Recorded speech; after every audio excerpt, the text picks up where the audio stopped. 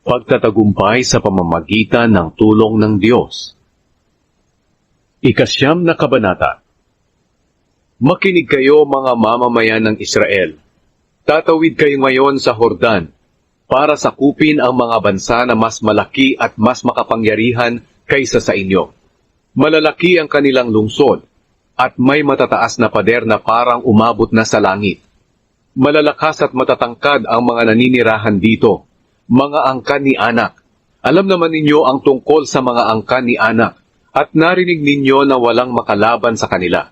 Ngunit ngayon, makikita ninyo na ang Panginoon na inyong Diyos ang mangunguna sa inyo, na parang apoy na lumalamon sa inyong mga kaaway. Tatalunin niya sila para madali ninyo silang maitaboy at malipol, ayon sa ipinangako ng Panginoon sa inyo. Kapag naitaboy na sila ng Panginoon na inyong Diyos sa inyong harapan, huwag ninyong sasabihin sa inyong mga sarili, dinala tayo ng Panginoon para angkinin ang lupain ito, dahil matuwid tayo. Hindi, palalayasin sila ng Panginoon dahil masama silang bansa. Mapapasa inyo ang kanilang lupain hindi dahil matuwid kayo, o mabuti kayong mga tao, kundi dahil masama sila. At para matupad ng Panginoon ang kanyang ipinangako sa inyong mga ninuno, na sina Abraham, Isaac, at Jacob. Alalahanin ninyo na hindi dahil matuwid kayo, kaya ibinibigay ng Panginoon na inyong Diyos ang magandang lupain ito. Ang totoo, matitigas ang inyong ulo. Alalahanin ninyo kung paano ninyo ginalit ang Panginoon na inyong Diyos sa disyerto.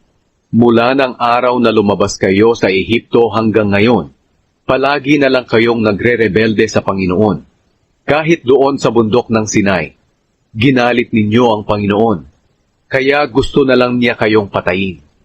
Nang umakyat ako sa bundok para kunin ang malalapad na bato, kung saan nakasulat ang kasunduan ng Panginoon na kanyang ginawa sa inyo, nanatili ako roon sa loob ng 40 araw at 40 gabi, na walang kinakain at iniinom.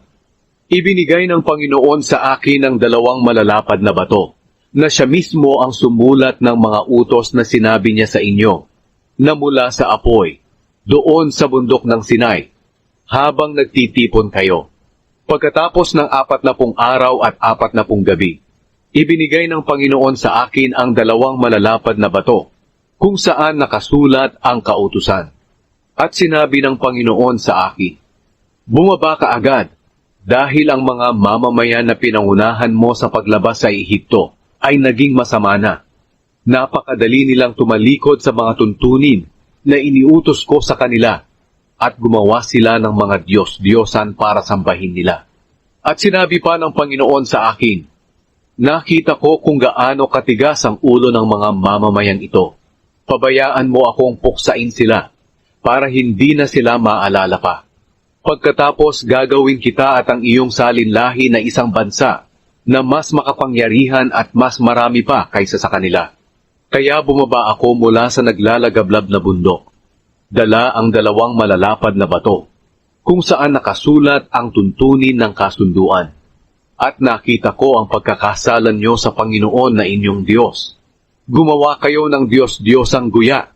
Napakadali ninyong tumalikod sa mga iniutos ng Panginoon sa inyo.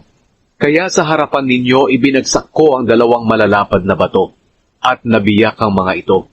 Pagkatapos nagpatira pa ako sa harapan ng Panginoon, sa loob ng 40 araw at 40 gabi, na walang kinakain at iniinom, dahil sa lahat ng mga ginawa ninyong kasalanan.